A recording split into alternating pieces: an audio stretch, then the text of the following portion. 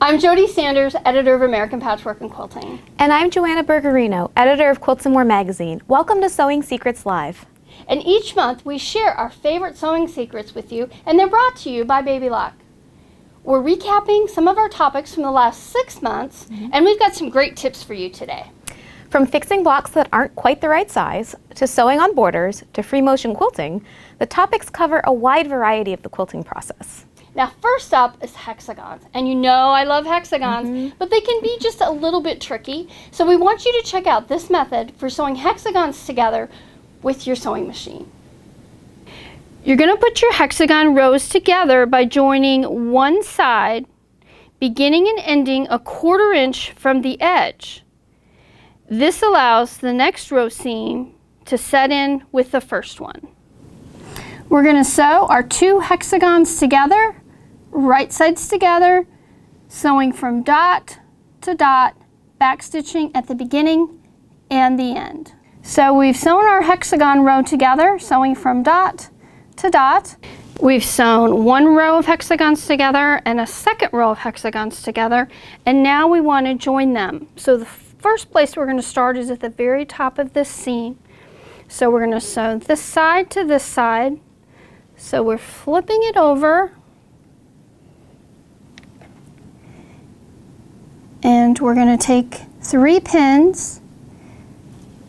We're going to take the first pin, and you're going to put it directly through that first dot, matching it through to the back side, leaving it just like that. Then we're going to take a 2nd pin, and we're going to go to the opposite end. And you've got a little bit of that seam opening there, that 1/4 inch that you haven't sewn, and we're going to match it through on the back side. We have our 2 pins that we've got like this. We're going to take a 3rd pin and secure the layers together. And then you can come back there and there. You're going to sew from dot to dot to sew the first seam when putting your rows together.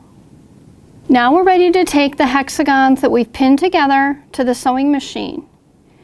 You can get it placed. Now we don't want to sew over pins, so once we get it situated, we're going to remove that pin and get it out of the way. And then you want your needle to go down, and you need to start it with your hand crank in exactly where that dot is. Then you're going to sew about 3, 1, 2, 3.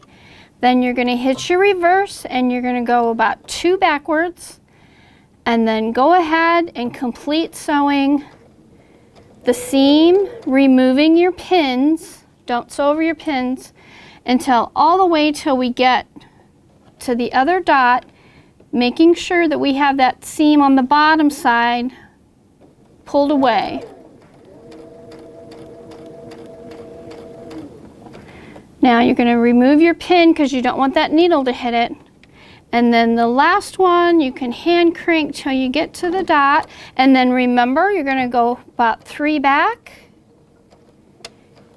and a couple forward. So we've just sewn this seam. The next one we're going to sew is the seam to this side. So this looks a little awkward, but we're going to be flipping this like this. You're going to find the dot here, and we're going to match it to the dot on the back side. And again, this is where you have not sewn in to that 1/4 inch seam. Then we're going to match this dot with the dot on the back side. So you have your 2 ends. We're going to put 1 pin in the middle here to stabilize it. And then we're going to go back, and again, having that open, we're going to pin there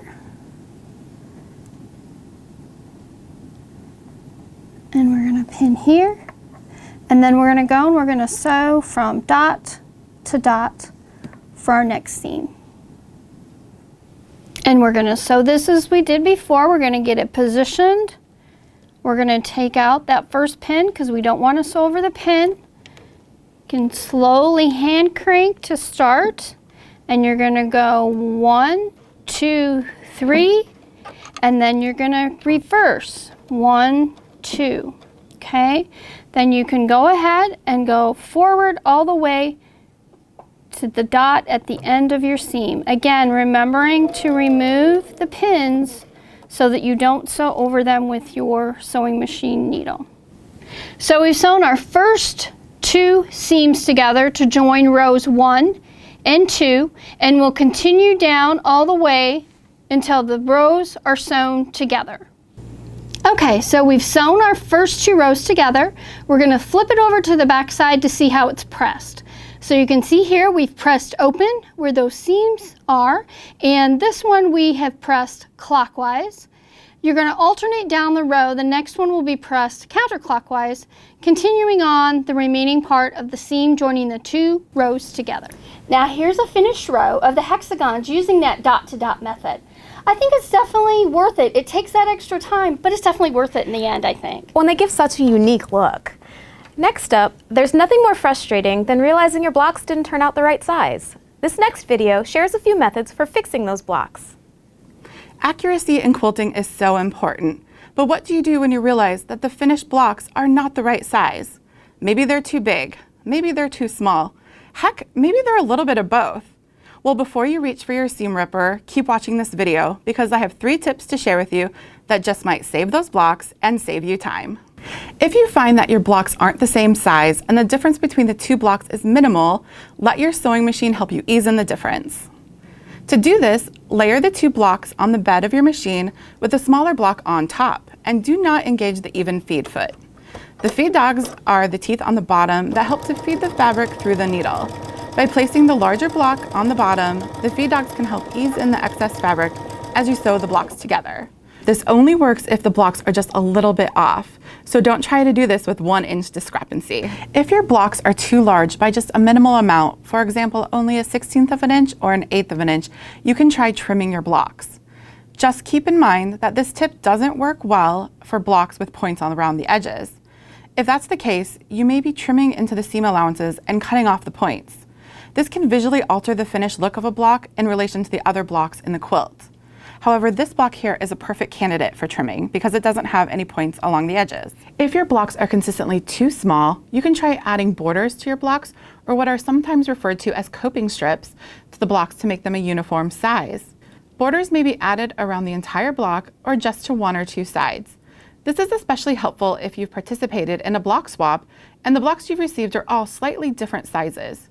You can select a color similar to the background so that the borders will blend into the block. Or try selecting a contrasting fabric to help unify all the blocks. If all else fails, you may need to redo some of your blocks to make sure they are the right size, or you can try ripping them out and resewing. Just remember that a 1/4 inch seam is so important, so be sure to check it for accuracy. If your blocks are too small, it may be that your seam allowance is too large. And if your blocks are too large, it may be that your seam allowances is too small. So the next time that you find that your blocks just aren't the same size, try 1 or more of these tips. Using strips to fix uneven blocks is a great way to do it. And here's what it looks like when it's sewn together. It's a fun way to add an additional design element to a quilt. Don't think about it as a mistake, but think of it as a design choice. And I love that idea. No one will ever know that it isn't how you intended the block to look. It can be your little secret. Our next topic is adding borders. It's a good idea to wait to cut your borders until the top is pieced. Then you can follow these tips for measuring and sewing them on. So once you have your quilt top assembled and you're ready to add borders, you want to make sure you get some measurements of your quilt to make sure you're cutting your borders the correct size.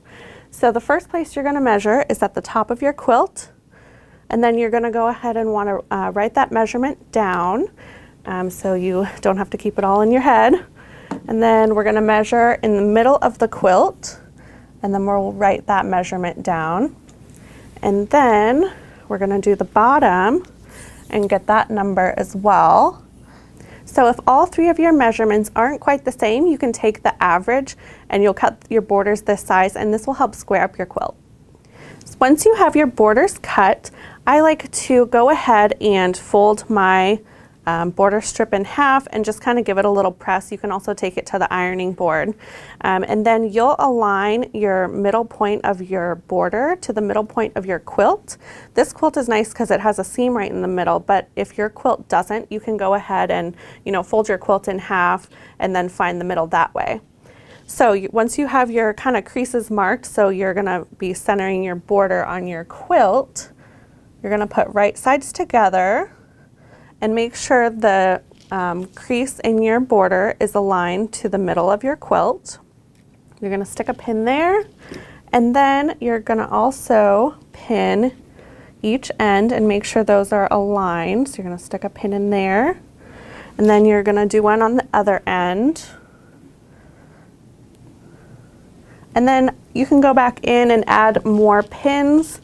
I definitely recommend adding at least one in the middle between those 2 points on either end, but you can add as many pins as you want. I always think the more pins you add, the more accurate your piecing is going to be. If the border is slightly larger or smaller than your top, you can ease a little bit of difference by putting the longer edge facing down towards the machine. So our border that we've added is a little bit bigger than our top, so we're gonna put that facing toward our feed dogs, because the feed dogs will pull the longer section through the machine slightly faster than the top, and that will help smooth out any variations in size. So with your quilt top facing down, if possible, since you'll see the seams of the quilt top while sewing the border on, you can make sure no seams get twisted as you sew and cause unnecessary bulk while quilting. To prevent wavy borders, make sure you're using plenty of pins when attaching the border strips. Quilt tops are heavy and can pull or drag while sewing borders on, which can cause uneven seams. If you're pinning and stopping with your needle down to adjust as needed, you'll keep a consistent 1/4 inch seam the whole way. I especially like this method to ease in the difference in your borders if one's a little bit larger or smaller than your quilt top. Once you have your border on, it's time for the quilting. Our next 2 topics are for quilting on your domestic sewing machine. Our first one is tips for free motion quilting on a domestic sewing machine. Honestly, when I first started, I was really scared to attempt a quilt on my domestic machine, so some of these tips that I shared were ones that really helped me be successful when I was starting out. For free motion quilting, you'll need a free motion quilting foot, which is sometimes called a darning foot. When free motion quilting, you can move your quilt top in any direction, so you need to lower the feed dogs so they don't pull on the bottom of your quilt. Some free motion quilting feet come with a plastic guard that you can use to cover up your feed dogs, which is handy if your particular sewing machine model doesn't let you lower them. On this REM machine, there is a sewing mode that is made specifically for free motion quilting that will automatically lower the feed dogs and raise the presser foot so you have more clearance for the layers of your quilt sandwich. Check your sewing machine manual to find the optimal setting for your particular sewing machine model.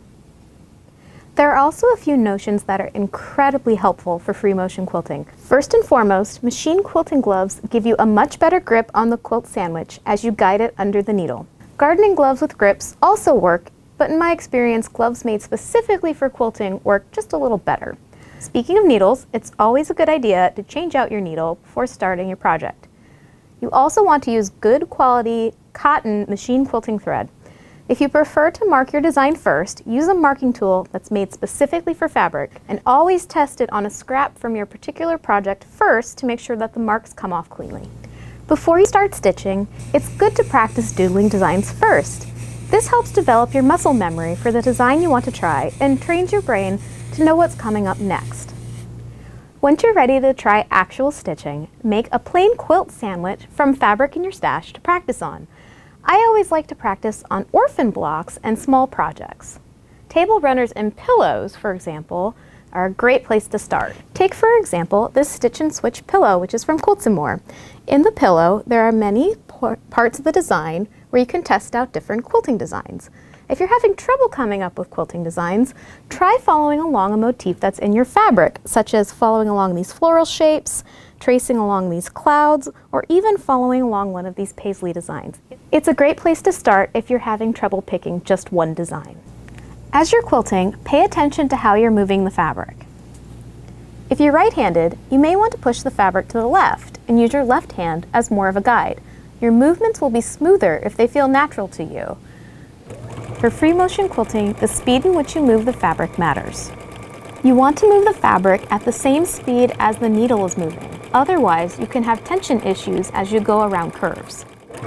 Another thing that can help is to hum or sing as you move your hands at the same speed as the machine. It may feel a little goofy at first, but it really helps you keep a steady rhythm. With free motion quilting, practice truly does make perfect. Try focusing on just a couple versatile designs to start, and then you can build up your skills from there. My favorite beginner-friendly designs are this wishbone scroll that I like to use for pieced pieces, these leaves, vines, and maybe the occasional flower for borders, and then stippling for any wide open spaces. Once you develop a few go-to designs, you'll have a repertoire that you can use again and again. Now I know that takes a lot of practice, but Joanna, you make it look so easy. Now, once you've got a good start on a few designs, you can break up the sections of your quilt into more manageable pieces and then quilt them as you go. We'll show you that fun technique up next. First, decide how many sections you'd like to quilt. You can quilt individual blocks or piece the blocks into rows and quilt each row. Keep in mind, the more sections you use, the more seams you'll have to join. Cut your batting to the finished size of the section you'll be quilting, and finished being once your block is totally assembled. So in this case, we'll leave a 1/4 inch around so that all that bulk isn't caught up in the seams when you stitch your blocks together. And then you'll layer it onto your backing piece, and you'll want your backing to be slightly larger so you have a little room to maneuver when you're quilting. And then you'll baste the layers together using basting spray or pins. Leave around 1/2 inch unquilted around the edges for joining the blocks or rows together. We recommend using a marking tool such as an air-soluble marker to mark the edges of your block so you don't quilt in those areas. Now you're ready to quilt.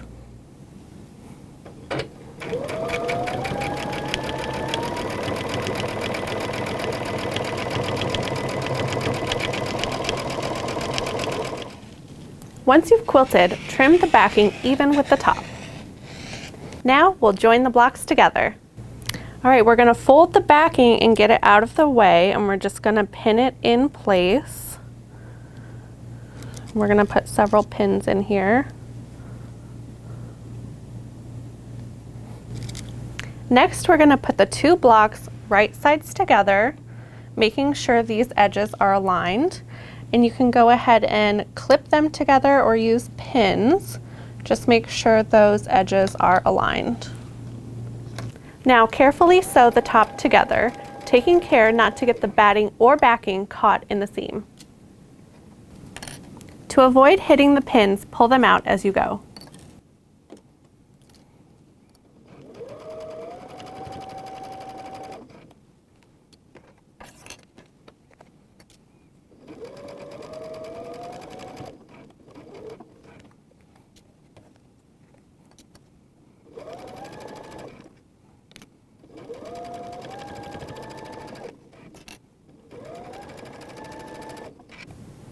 Once you have your pieces joined together, you're going to have several layers. You're going to have your quilt blocks and then 2 layers of backing. So you're going to press your quilt blocks and 1 layer of backing all in one direction. And then with this other piece of backing, you're going to iron it about 1/4 inch and fold it over to cover up those other edges. You can stitch this in place by hand or by machine. Keep in mind, if you stitch it by machine, this seam will show through the top as well. What a great way to quilt using your smaller domestic machine. Now, here's what it looks like from the back, and you can hand stitch this the same way that you do like a binding on a quilt. So it's just this nice little slip stitch as you're putting those pieces together. Once you've sewn the backing together, you can go in and add more quilting to the spaces you left empty for joining. So if you have designs that need to connect up, like we do here, go ahead and add those. If you're just getting started with the technique though, it's a little easier to do more of an all-over design or something that has a bit more flow to it than a design that needs to connect in a certain spot. If you choose a design meant to match up, there's just not much room for error when you're connecting your sections together. Now, last but certainly not least, we have a video on how to add facing to your quilt. This is a really modern look, and I just love this technique for wall hangings. The first thing you want to do is prep your facing strips in the same way you would prep your binding strips. So take 2.5-inch wide strips, and then you're going to fold them wrong sides together and press them in place. So you can make a continuous facing strip if you'd like, or you can only prep strips that are the length of each side of your quilt. So you can use shorter strips like we are here, or just one length. You also want to cut 4 to 5-inch squares, and you will fold them with the corners together to form a triangle with wrong sides together. You're going to make 4 of these, one for each corner of the quilt.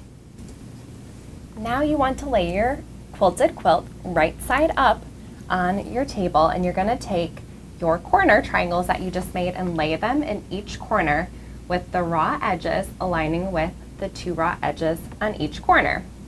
Then take one of your facing strips, and you're going to align it about halfway through that triangle with these open raw edges on the edge of your quilt, and align everything, and then you're just going to trim it about halfway through this other triangle. You just want to make sure that the 2 ends of your facing strip are overlapping the triangle so you don't have those raw edges. Then stitch the 1/4-inch seam starting from the corner. This will secure both the triangle and the facing strip. I'm using my 1/4-inch foot on this baby lock machine. We're going to continue adding our facing strips all around the quilt in that same manner. So grab your next prepped facing strip, and you're going to align it with those raw edges facing the outside of your quilt, and then trim on that next corner, and then continue sewing all the way around. Sew your 1/4-inch seam down the side. Continue adding strips until you've gone the entire way around your quilt. To give extra stability to each corner, you want to stitch a line diagonally just outside of the seam allowance to secure it. Next, you want to press each of your facing strips out really well. Then you're going to sew a scant 1/4 inch on your facing strip, and this just helps it roll to the back of the quilt more easily. Next, you want to clip your corners off to reduce bulk. Just make sure to not clip into your stitching lines. Now you're going to flip your quilt so the back is facing you, and press those facing strips to the back of your quilt. Then, here's where the magic happens. You're going to flip the corner triangles to the back and use a point turner to get those points nice and sharp. Repeat this on all of your corners. The last step is to hand stitch the facing strips down to the back of your quilt. We did it on one of the strips here. Now, this is what it looks like on the back of your quilt when you've added your facing to the back, and you've got your little hanger triangles in there. It's just a really great way to finish a wall quilt. Well, those are our sewing secrets for today, but there's more fun to come.